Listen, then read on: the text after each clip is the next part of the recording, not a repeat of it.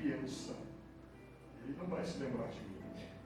Lá em Lacerda, quando eu vi, apresentou um grupo de Lacerda, eu lembrei da minha infância e adolescência em Sebastião de Lacerda. Tocava guitarra, cantava, e o Senhor me chamou ao ministério. Eu louvo a Deus por... Estive aqui já, quando criança. Talvez em algum congresso de águas profundas, né? Vidas profundas. Não recordava eu uma criança, mas eu tenho reminiscência aqui desse período de um grande mover de Deus aqui. Aleluia! E eu vinha com meus pais, e é uma honra para mim estar aqui esta noite, pregando a palavra do Senhor. Eu, aos 15 anos, 14 anos, 15 anos, o Senhor me tirou lá da fazenda Guarindá e me levou para Petrópolis. Morei durante 10 anos e de lá fui para o Rio de Janeiro, morei 20 anos. E lá o Senhor me chamou ao ministério e em 2017 o Senhor me trouxe de volta a Vassouras e pela graça que me foi concedida, pastoreio ali no Alto Rio Bonito, a nossa ADES Vassouras, no filial do Rio de Janeiro, e é muito bom estar aqui de novo, na cidade de Vassouras, e é muito bom ser guiado pelo Espírito Santo. Quando Deus nos chama, quando você aceita Jesus, as suas vontades terminam. Você deve ser guiado pelo Espírito de Deus. Eu quero parabenizar um grupo de adolescentes esta noite. Essa tocou nossos corações. É uma honra estar aqui e rever, né, de novo, aqui, pensando redundante, pastor Otávio, né? Esteve lá no alto certa vez. E os irmãos que aqui estão, como o presbítero Vinícius está ali atrás. É uma honra estar aqui, meus irmãos. Obrigado pelo convite, irmã Monique. Obrigado pelo convite. E por alguns irmãos que me acompanham da nossa igreja, juntamente com a minha esposa também e minhas filhas. Sem delongas, meus irmãos, porque eu vim para pregar a palavra, não vim para contar caso. Abra sua Bíblia, o primeiro livro do profeta Samuel, onde está previsto o tema que nos foi favorecido esta noite. Eu quero compartilhar com a igreja do Senhor algumas reflexões que Deus colocou em meu coração. Você pode, por gentileza, fechar seus olhos? Senhor, farei uso da disposição da sua palavra esta noite. Eu te peço, fala conosco. Dependemos de ti, Senhor. Direciona a tua palavra a cada um que aqui está, da maneira que lhe aprouver. Eu oro no nome de Jesus. Amém. Primeiro livro do profeta Samuel, capítulo de número 3. Lerei os versos de 1 a 4, depois os versos 20 e 21. Diz assim a palavra de Deus. O jovem Samuel servia ao Senhor perante Eli.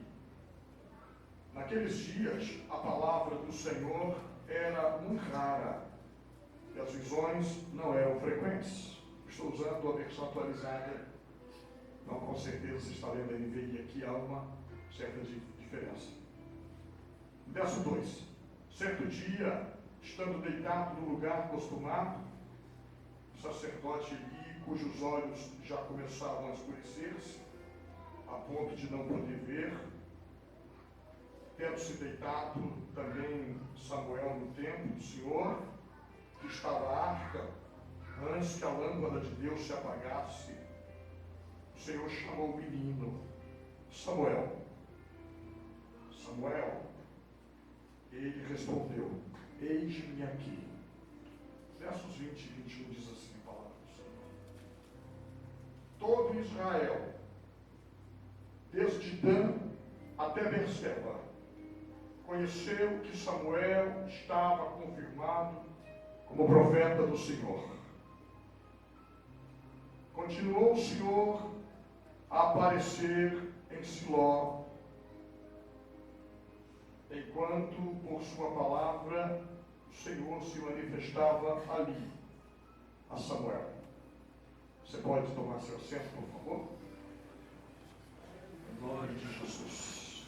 Diz assim a palavra do Senhor para nós esta noite. Meus irmãos, o livro do profeta Samuel, ele sucede um período de decadência espiritual em Israel. Quando nós lemos os livros, ou o livro dos Juízes, a gente percebe que há uma montanha russa no livro dos Juízes, um sobe e desce, espiritual. Tudo porque quando Deus chamou Moisés, Moisés preparou Josué para sucedê-lo. Mas quando Deus chamou Josué, Josué não deixou ninguém para sucedê-lo.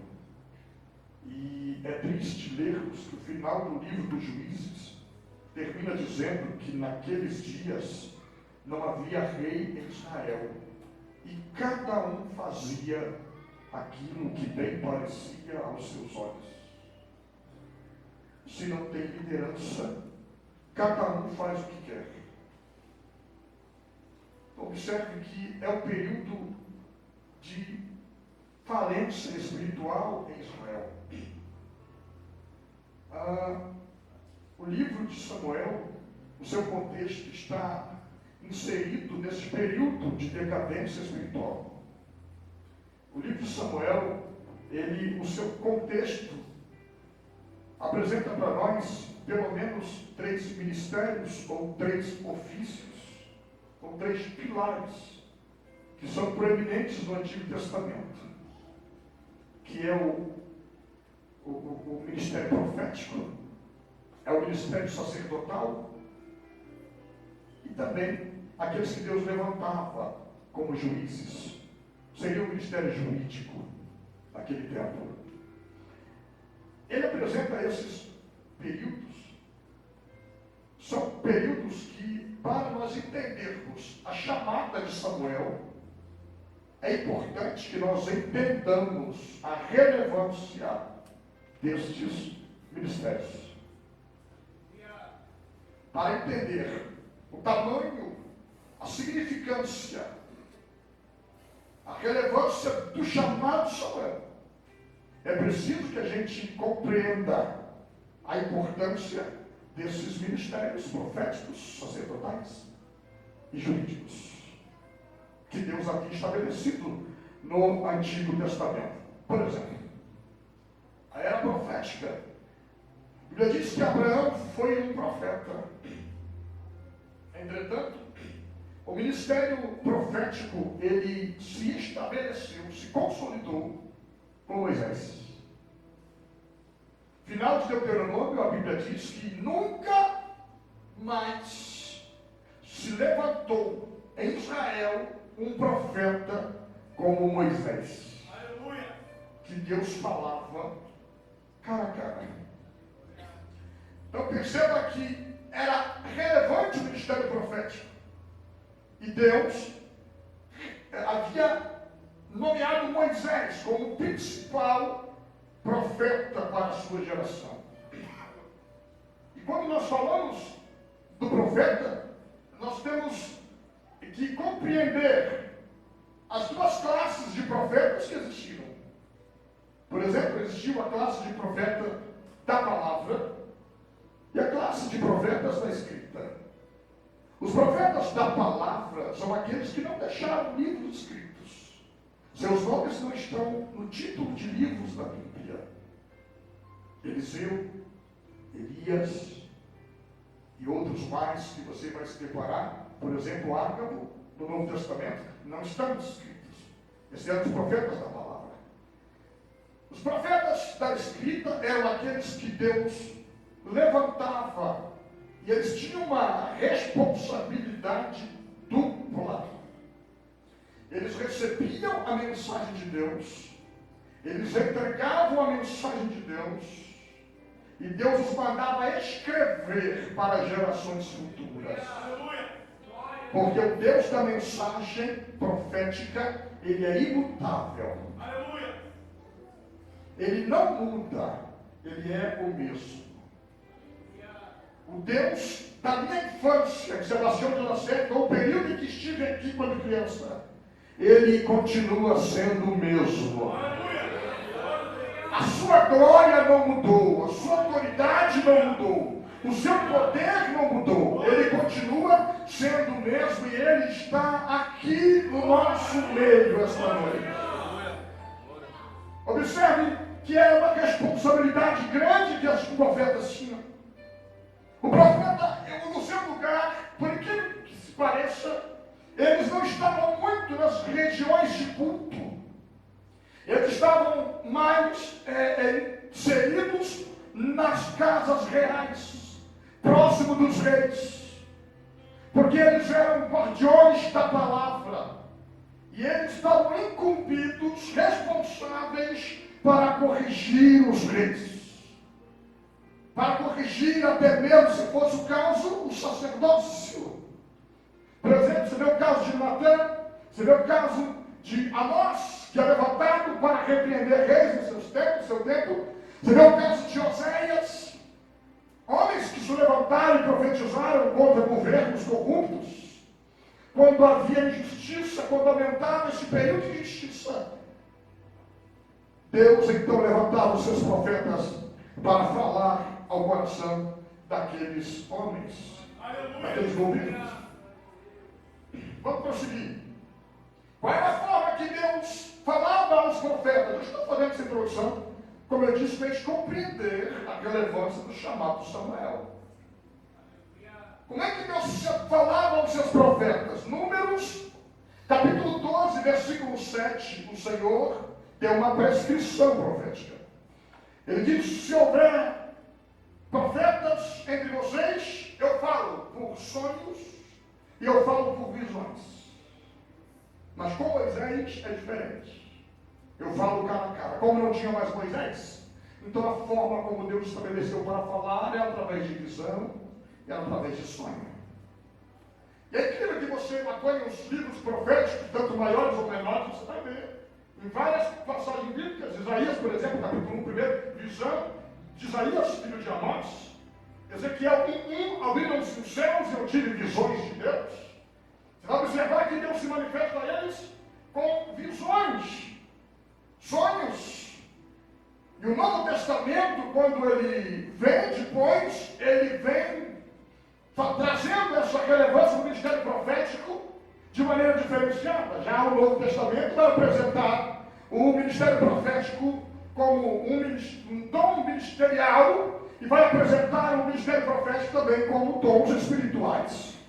Por exemplo, dons espirituais dados à igreja, ministério profético dado ao pastor, aquele que faz exposição da palavra bíblica. Por exemplo, nesta noite, no quesito profeta, não fui ungido ao profeta, mas fui ungido ao ministério pastoral, e eu faço exposição da maior profecia que existe neste momento. Qualquer criança, adolescente que estiver aqui, abrir a palavra de Deus para pregar, ele está expondo a maior profecia que merece ser reverenciada, digna de ser reverenciada. E é assim que sucedia o trabalho profético. Observe que Deus sempre trabalhou para manter os seus profetas de uma maneira ou de outra. Deus sempre trabalhou para sustentar o seu ministério profético no meio do seu povo e depois no meio da igreja, para que a igreja fosse edificada pela palavra de Deus. O ministério sacerdotal é aquele que foi levantado por Deus para trazer uma clareza daquilo que viria para o futuro. Os sacerdotes, na sua grande maioria, representavam quase que a tipologia de Cristo, porque eles iam lá, não que o que eles faziam perdoassem pecados, mas os escritores hebreus dizem que aquilo era uma sombra do que viria. No quesito real, hoje, nós não somos sacerdotes. Eu não sou sacerdote, porque a Bíblia diz que depois que terminou a sessão sacerdotal do Antigo Testamento, vários deles, um sucedendo o outro, todos morreram, mas veio um que subdecedeu eternamente. E ele é sacerdote eterno, segundo a ordem de Melquisedeque. É ele que ocupa a função sacerdotal. É ele que persegue, é ele que levanta, é ele que mantém, é ele que sustenta. Observe que o aspecto sacerdotal aqui em Samuel, nós vemos que Deus chega para o profeta, para o sacerdote que estava ocupado com a função profética, que era Eli, e disse assim: Eli, porque nesse período de Samuel, a função sacerdotal está falindo, o culto está falindo, e ele chega com essa missão, e Deus chega para Eli e diz assim: Eli, eu havia dito a Arão, que foi o primeiro deles chamado, e que foi aquele que encabeçou o ministério sacerdotal. Eu disse para Arão que a sua linhagem reinaria para sempre. Disse que você e a sua casa reinariam, ou melhor, fariam um trabalho sacerdotal para sempre. Aí Deus diz: mas agora, Eli, longe de mim tal coisa. Longe de mim tal coisa, porque 1 Samuel capítulo 2, verso 30, declara que esse ofício ministerial sacerdotal estava ancorado sobre uma palavra. Deus disse: os que me honram, eu honrarei. Mas os que me desprezam serão esquecidos. Então Deus diz para Eli, assim, mais ou menos assim, trocando em miúdos: Eli, você não me honra. Eli, você não me respeita mais, Eli. Eli, você perdeu a humildade, Eli. Você perdeu a essência de Eli.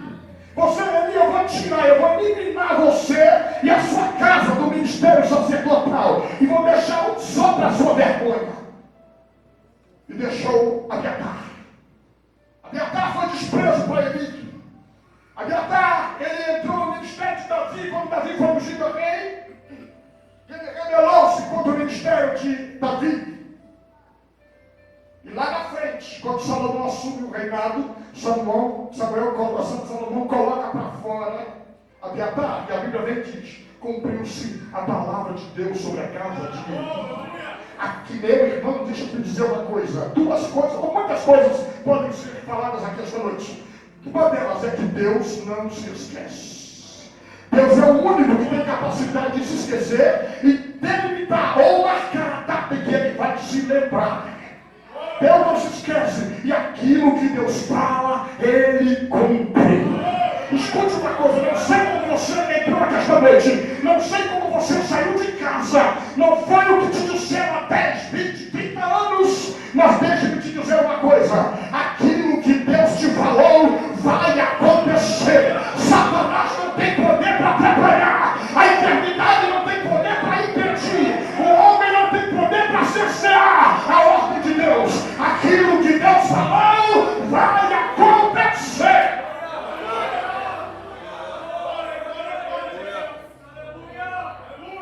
Quantos creem nesta palavra? Levante as suas mãos e adore ao Senhor Jesus Cristo. Qual é o princípio que fica para nós sobre a honra sacerdotal de Eli? Onde Deus diz: os que me honram, honrarei. É que quem não honra, o Senhor tira do lugar. Escute uma coisa: o que está para acontecer com Eli aqui é aquilo que vai acontecer depois. Só para você comparar os exemplos.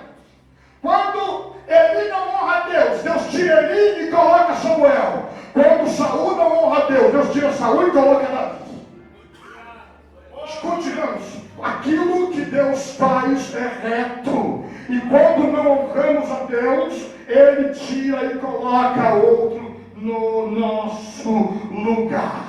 A desobediência invalida promessas. A desobediência invalida promessas. Promessas são condicionais. É claro que aquilo que Deus fala vai acontecer, mas como presciente do futuro, Deus já fala embasado naquilo que vai acontecer. Desobediência invalida uma promessa de Deus. Mas escute, com todo o contexto em que está acontecendo no tempo do sacerdote, Deus já está trabalhando para que o culto tudo seja renovado em Israel. Aleluia! Oh, aleluia! Meu irmão, descanse com você. Fique em paz, porque o Deus de Abraão, de Isaac, de Jacó não cochila, não está numa rede tomando água de coco. Ele está sentado no trono reinando, e o seu poder continua inerente na vida da igreja.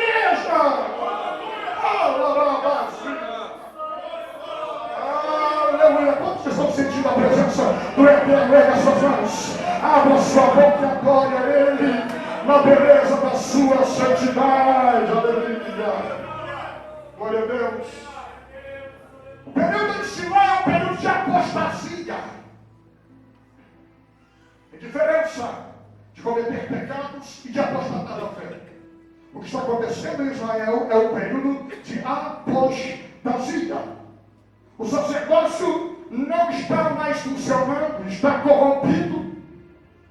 A Bíblia diz em Oséias, capítulo 4, verso 9: por isso, como é o povo, assim é o sacerdote. Porque escute uma coisa: a unção contagia o outro, a frieza também. Pior coisa é se sentar perto de alguém que não tem fé, desmotivado. Eu tive câncer em 2014, câncer renal, tirei o rim, peguei um só. Ainda bem que Deus fez dois. Fui ao hospital, cheguei do lado de uma dona, a dona começou a puxar assunto, já não gosto muito de conversar no lugar público, ela começou a puxar assunto. De repente, o que você tem? Eu falei, por que eu falei? Aí eu falei, minha prima tirou um, agora está com o outro. Eu falei, com licença, senhora. Levantei e saí de perto dela.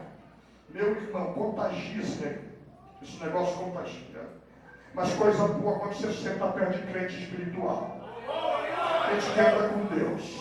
Olha, em casa o negócio está ruim, vai crer, meu filho. Jesus muda a história, Jesus salva, Jesus transforma. Ah, pastor, recebi um diagnóstico negativo. O médico dos médicos ainda está consultando em Gileade. Porque o teu Deus tem a última palavra. Ele é Senhor, aleluia. Ele não consegue mais discernir entre o certo e o errado. Ele não consegue mais discernir entre o certo e o errado. A postura de Eli coloca em dúvida as suas qualificações para julgar. Ele agora tornou-se parcial. Os filhos dele fazem o que querem. Embora ele fale alguma coisa, o livro diz que o Senhor fala, ele não repreende os seus filhos. A impressão que temos é que ele falava bastante energicamente. É que estava tudo indo bem e ele parecia que não ligava. O ministério dele agora está indo à falência. Os poderes, como eu disse, ele coloca em xeque aqui os três poderes: o profético, sacerdotal e o jurídico. Já não funcionam. Esses pilares já não funcionam. A vaidade entrou no coração do Eli e ele não consegue mais discernir entre Deus e o profano.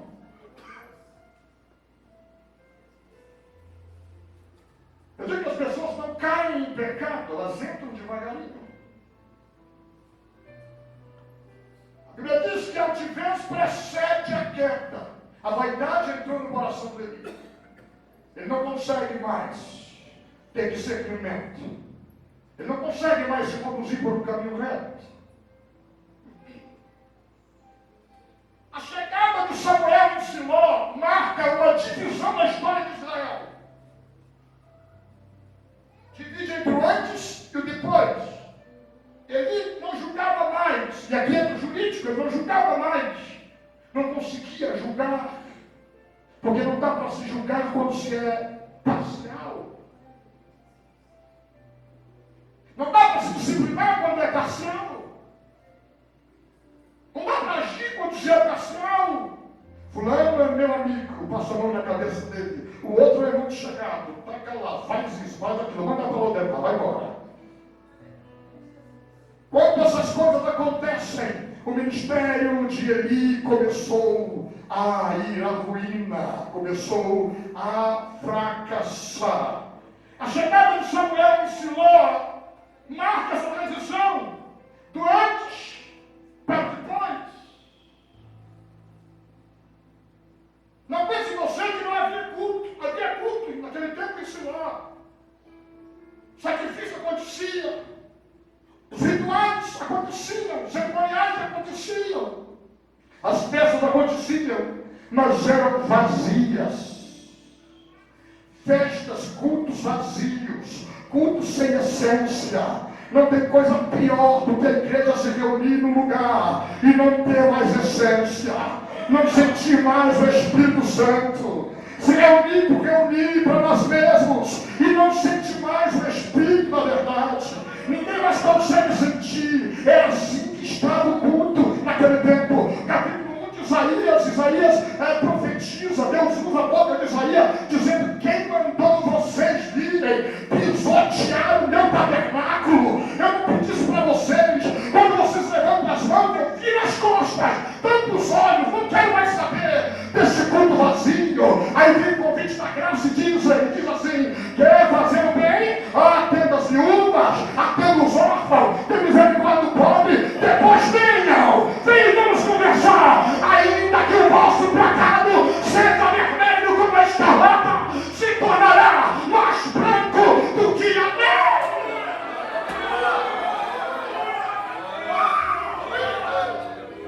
Eu estou sentindo a presença do quarto homem da fornalha aqui. Quem mais sente? Erga as suas mãos, adore a Ele, abra a tua boca, exalte a Ele. Ele não merece, Ele é digno de ser adorado.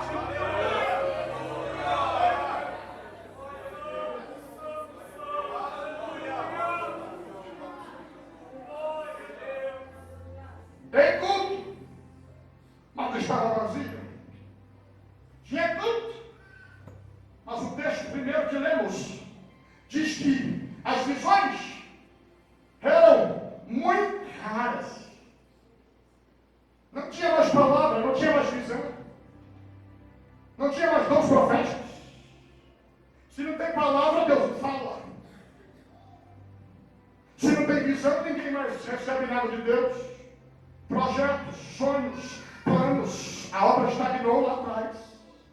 A obra estagnou em Israel, lá em Siló, o lugar onde Deus manifestava a sua glória. Estava estagnado. Aí você observa, mas a Bíblia diz que Deus não falava, porque o sacerdócio estava corrompido, profetas descalços, juízes corruptos. Mas engana-se quem pensa que o Deus do culto esqueceu-se do culto.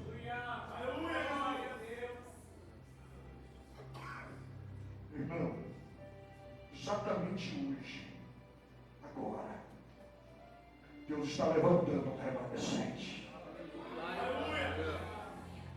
Deus sempre levantou remanescentes. Satanás nunca vai tripudiar sobre a igreja de Jesus.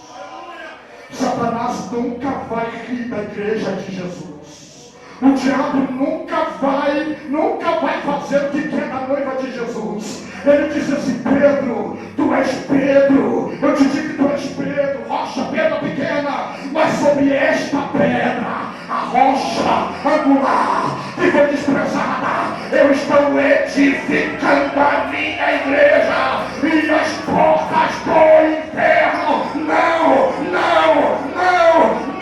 vai prevalecer.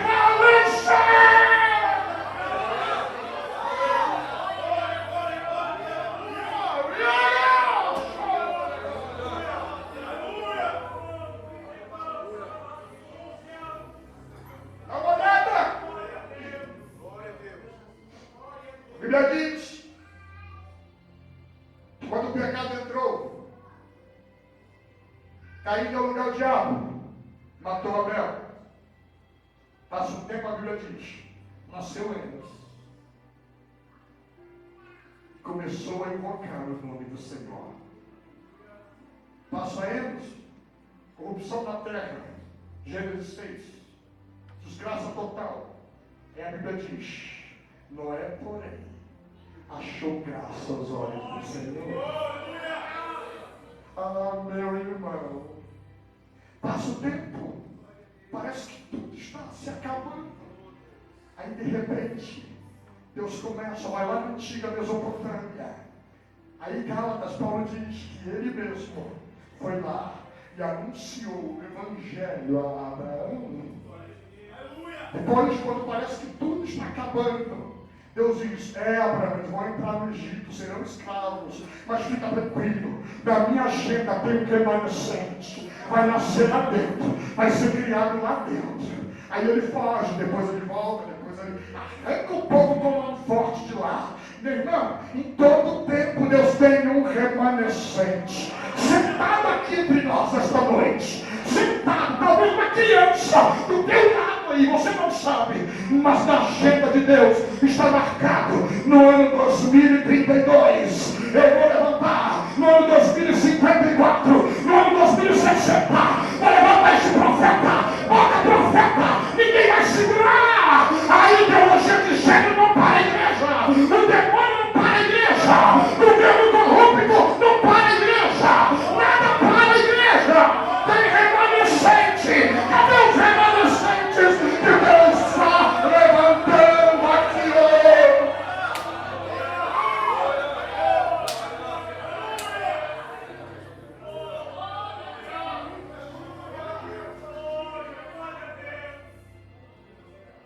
Deus nunca perde. Deus nunca perde. Foi no fim. Escute. Um sacerdócio estéril. Um culto estéril. Mas tem uma mulher estéril. Você entende isso? Um culto estéril, sacerdócio estéril, um ministério profético estéril, mas tem uma mulher estéril. E o problema não, o problema para o diabo, mas para a glória de Deus, é que esta mulher está inconformada com a sua esterilidade. O ministério de Eli não, mas tem o remanescente. Por incrível que pareça, o contexto aqui não é Samuel. E ela está dizendo, Senhor, eu não gero. Senhor, eu não gero. E é incrível que a Bíblia diz que quando Ana ora, ela ora, Senhor dos exércitos. Por que ela não ora para Jeová Jireh? Ou melhor, Jeová Rafá, que é o Deus que cura esterilidade na doença. Mas ela ora, Senhor dos exércitos.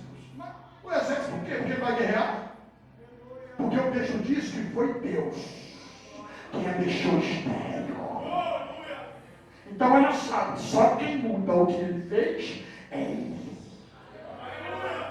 Só quem muda o que ele começou é ele. Aí ela começa, Senhor dos exércitos. Imagina Deus olhando e dizendo, fica em paz, Ana, tem tempo para tudo, há tempo de gerar também, Ana. Você vai gerar no tempo certo. Aleluia! Não sei como você está aqui, mas está chegando o fim da sua esterilidade.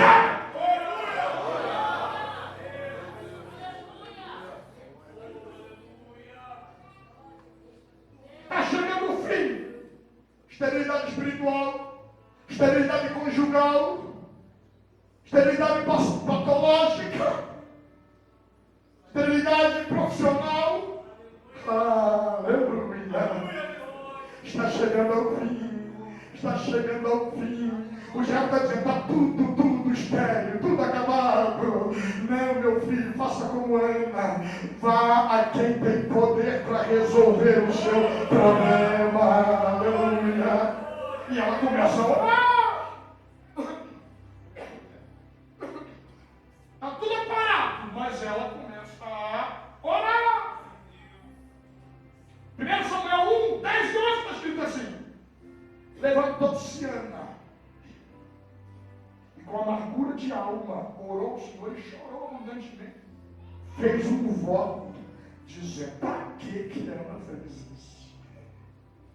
Fez um voto, dizendo: Senhor dos exércitos. Deus que guerreia, Deus que batalha, Deus que peleja, se benignamente atentares à aflição da tua serva, e de mim te lembrares da tua serva, não te esqueceres, e lhe deres um filho varão. Irmão Paulo diz que nós sabemos orar, mas o Espírito Santo que está em nós com ele é aquele que conhece a mente de Deus, e ele te motiva a orar para aquilo que está no coração de Deus. Ana vai orar e ela ora especificamente dentro da vontade de Deus. Eu quero um menino.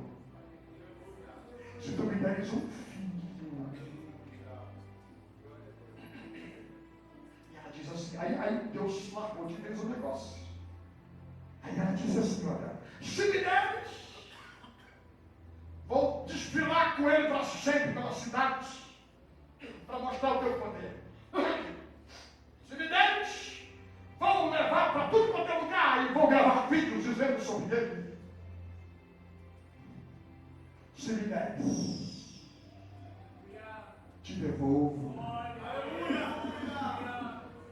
Davi orou, Salomão orou, Davi especificamente orou assim, ó, tudo vem de ti, o que te damos vem de ti.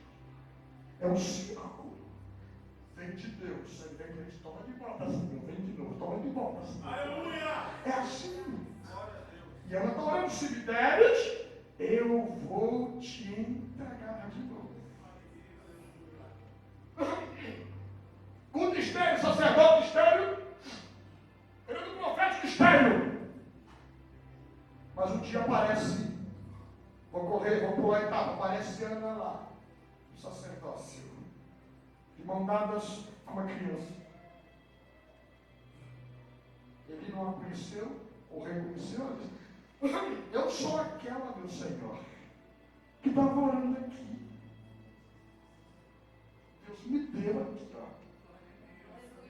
Vai ficar aqui, não vou levar nada. Prometi a ele que ia entregar. Vai ficar aqui de novo com o Senhor. Ninguém julga a nação, ninguém faz nada. Aí Deus é perito para se apropriar de circunstâncias fracassadas. Deus é especialista para se apropriar de circunstâncias fracassadas. Ah, querido, aquilo que ninguém mais dá nada, aquilo que ninguém mais pensa nada, Deus está se apropriando. Não é o teu fim, não é o fim, não é a derrota. Ah, este problema vai se tornar marco para ver Deus agir na sua vida. No dia que os discípulos estavam no mar, quase morrendo afogado, o barco vindo, as ondas se levantando. Aí lá vem Jesus sobre o problema dos discípulos, sobre as ondas andando. É mais ou menos assim, aquilo que você acha que vai te matar é o caminho para eu chegar até você e manifestar a minha glória e o meu milagre sobre a sua vida. Deus reuniu 3 funções no mínimo. 3 funções no mínimo. O menino está crescendo.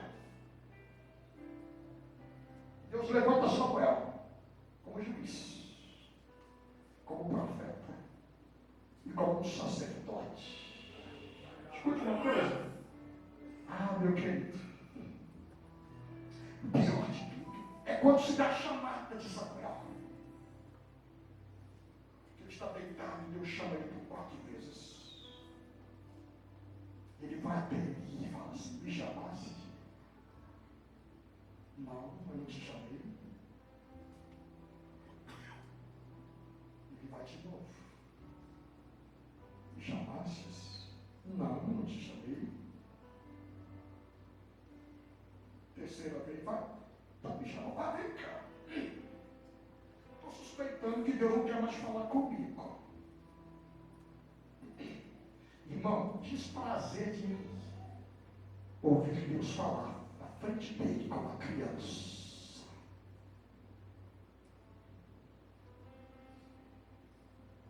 Mas Deus não quer mais falar com ele. Ele tem que engolir isso, irmãos. Não sei o que é pior. Ter ser esquecido por Deus, ou ver Deus levantar outro no nosso lugar. Pior. Pior. Não é por circunstâncias normais, é por rebeldia. É por pureza do coração. É por ouvidos que não têm mais sensibilidade, que perderam a sensibilidade de ouvir a voz de Deus. E ele diz assim: ô Samuel, vai deitar, meu filho.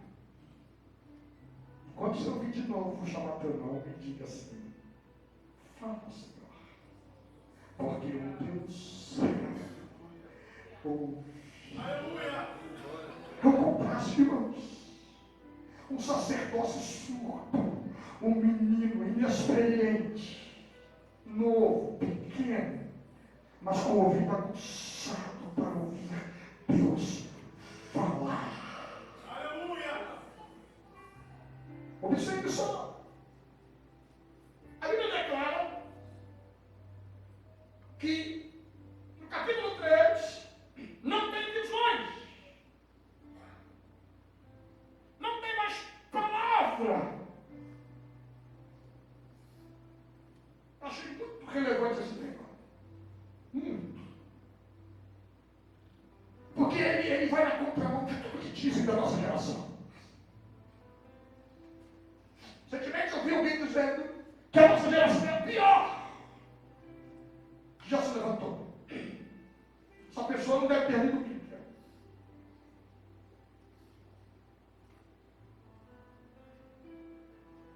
O diabo está dizendo que é a pior geração, que é uma geração cega, surda, que perdeu a responsabilidade com Deus soberano. Mas eu profetizo nesta noite, pela palavra do Senhor, que nós vamos reverter isto. Porque aqui esta noite tem uma geração que ainda diz: fala, porque o teu servo está te escutando. Continua falando, porque o teu servo ainda está te escutando. São os remanescentes. Capítulo 3. Não tem visão. A palavra é rara. Se tudo isso é ruim, não tem mais culto, o culto está vazio. Mas o capítulo 3, versículo de número 21, diz assim: e o Senhor continuou a aparecer em Siló.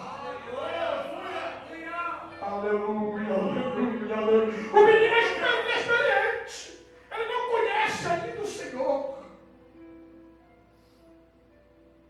Mas não se engane. Ah, meu irmão. Deus tem meios para se revelar a cada um. E para se fazer compreensível a cada um. Agora que Deus encontrou o menino, Deus volta a se manifestar. Deus volta a falar. Meu irmão, a nossa geração não é a pior delas. A pregação já está voltando. As visões já estão voltando. Os milagres já estão voltando.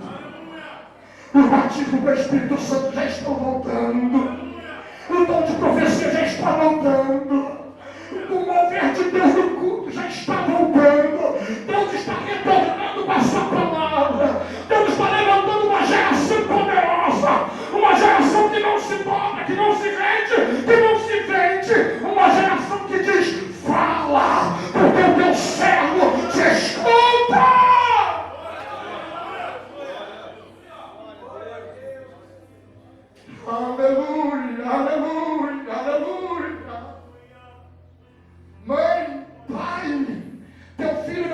perdido. Teu filho não vai se perder.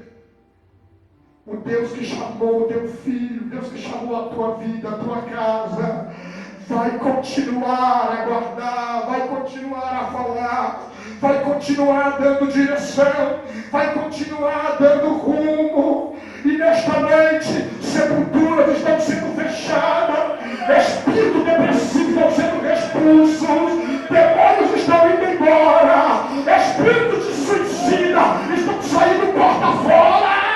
Satanás não vai tocar, o diabo não vai tocar, a sepultura vai ter que fechar, o diabo vai ter que cancelar a festa, porque Deus está encontrando uma geração que diz: fala, fala, fala, fala, porque teu servo te escuta.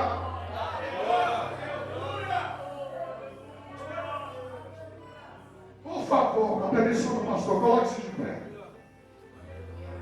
Aleluia, aleluia, aleluia, aleluia, aleluia, aleluia, aleluia. Capítulo de número 3, 19 ao 21. Crescia Samuel, e o Senhor era com ele. Nenhuma de todas as suas palavras deixou cair em terra. O Deus que chama essa geração vai arcar com a sua palavra, vai sustentar com a sua palavra. Todo Israel, de Dan até Berseba, conheceu, escute isso, conheceu. Deus não vai esconder que te chamou, jovem. Deus não vai esconder que te chamou, meu irmão. Deus não vai esconder para ninguém que te chamou. Antes, Ele vai confirmar. É inexperiente, é menino, não sabe das coisas, não conhece ainda a palavra totalmente. Mas eu venho a mensagem para Timóteo: ninguém despreze a tua mocidade. Seja o exemplo dos fiéis. Sabe como ninguém despreza a mocidade? Quando a gente é até inexperiente, mas anda com Deus, vive com Deus. A Bíblia diz: andou Enoque com Deus. Não foi Deus que andou com Enoque, foi Enoque que decidiu: eu quero andar com Deus no meio desta geração perversa e perdida. Eu quero andar com Deus. Todo Israel, de Dan a Berseba, conheceu que ele, Samuel, estava confirmado como profeta do Senhor. Aleluia, aleluia, aleluia. Sabe o que é isso? É alguém olhando e dizendo: você já viu como é que fulano está menos tímido? Você já viu como é que começou a pregar, rapaz? Você já viu como é que Deus está usando? Como é que está cantando? E a unção que tem na voz. Menino, você já viu como é uma criança há poucos dias correndo aí pelo corredor? É um jovem, estava lá no cantinho. Mas agora ninguém mais diz que é aquele. O que aconteceu? É Deus dizendo a Israel: levantei, levantei, levantei, levantei. E não escondo que levantei um menino.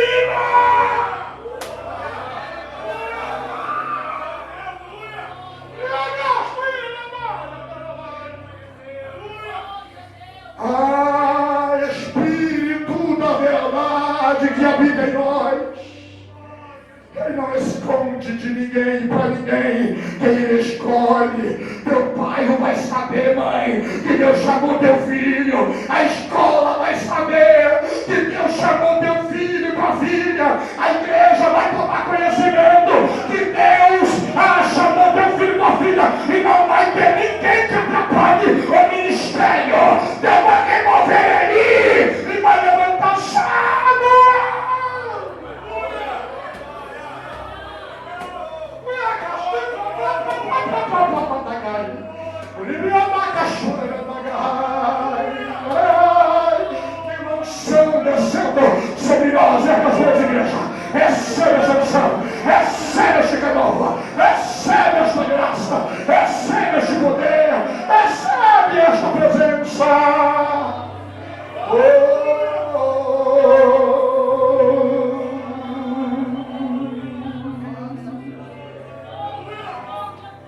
Aleluia.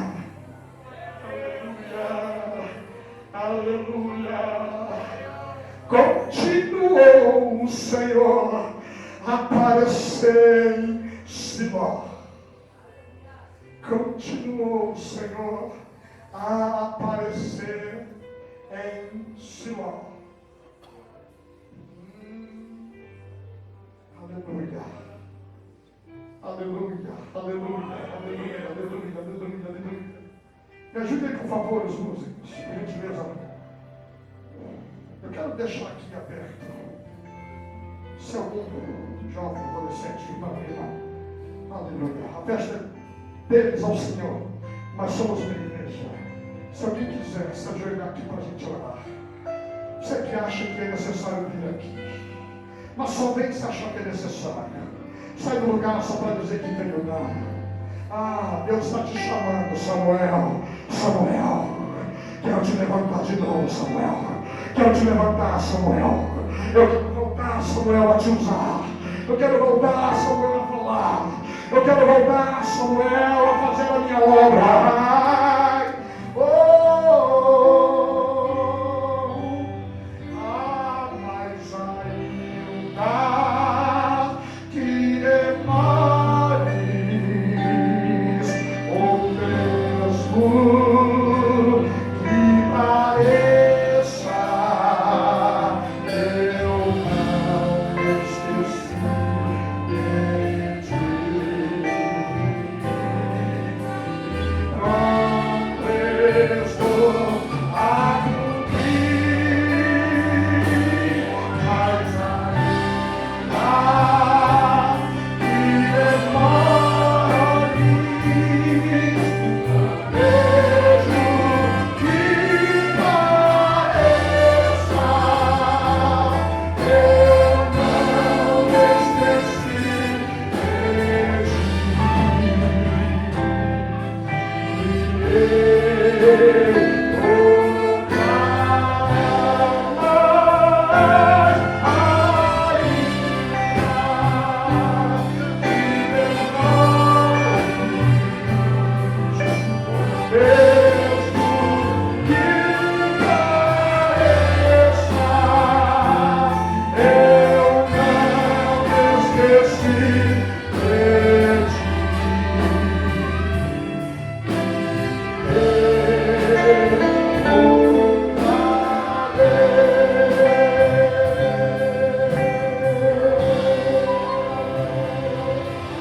Que Deus em Cristo te abençoe.